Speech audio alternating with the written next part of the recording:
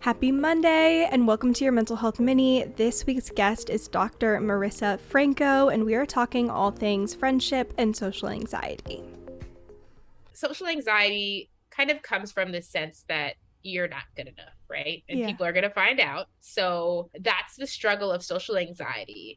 And the irony, though, is that when we have this sense that we're not good enough, it triggers this confirmation bias where we're looking for all the signs that people are rejecting us and ignoring signs of acceptance.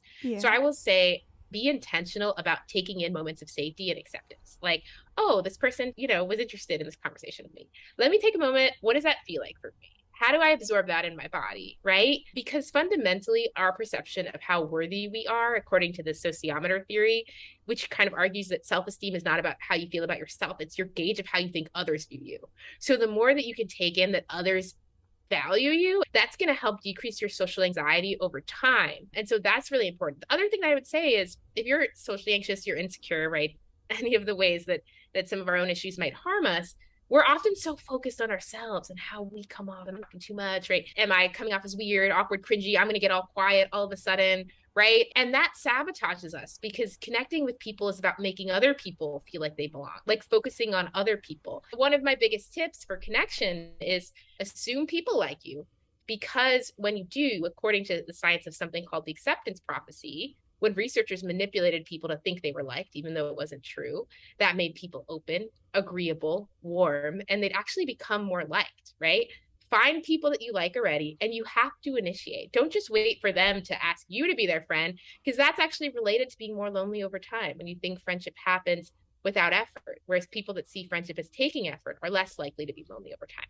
So make the ask, and it's going to feel really scary for you, right? But that doesn't mean that you shouldn't do it, and that also doesn't mean that your body telling you that they're not going to be open to it is the truth. But the only way that you're going to know is for you to actually do it. So make the ask for someone that you've been wanting to connect with. I like to suggest something called building your social infrastructure. So researchers have found that for friendships to happen organically, you need, this is from sociologist Rebecca Adams, she says, you need continuous unplanned interaction and shared vulnerability. You need to meet up repeatedly over time and stop being guarded, right? And so you can create social infrastructure by signing up for things that are repeated over time. Extracurricular activities, book clubs, even class, if you're actually conversing with people and sharing something that's a little more vulnerable about yourself.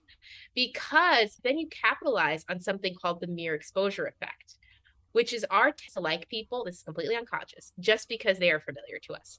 So a study that's based on this, researchers planted women in a psychology class for varying numbers of classes. People in the class didn't even remember any of these women, but they liked the woman who showed up for the most classes 20% more than the woman who didn't show up for any. This is completely unconscious.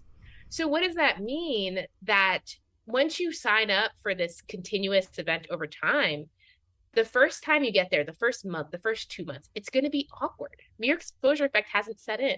My issue when I was in college, I show up once and I'm like, nobody's talking to me. I'm not going back. Done. Yeah. Yeah, exactly. But you commit to showing up for 2 to 3 months with the awareness that it's inherently awkward in the beginning. Like that's how our brains are wired. Be suspicious. You don't trust them yet. They're not familiar, right? But that doesn't mean it's going to continue to be like this over time.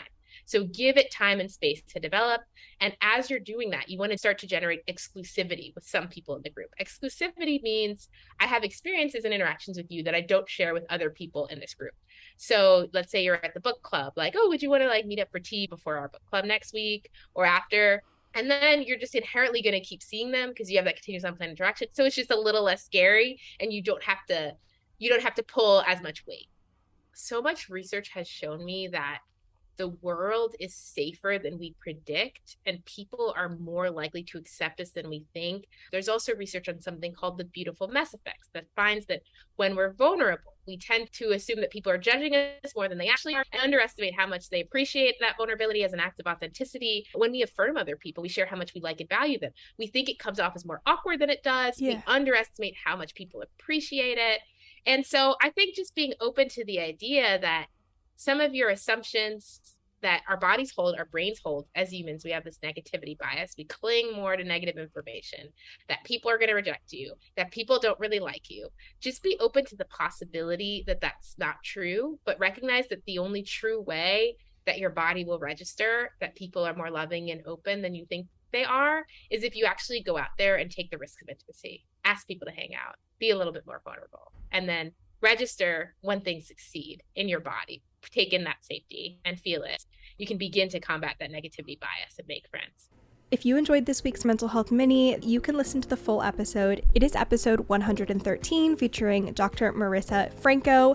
As always, a link to the episode is in the show notes, and make sure to leave a review, subscribe, share with a friend or family member, and follow along at She Persisted podcast. Thanks for listening.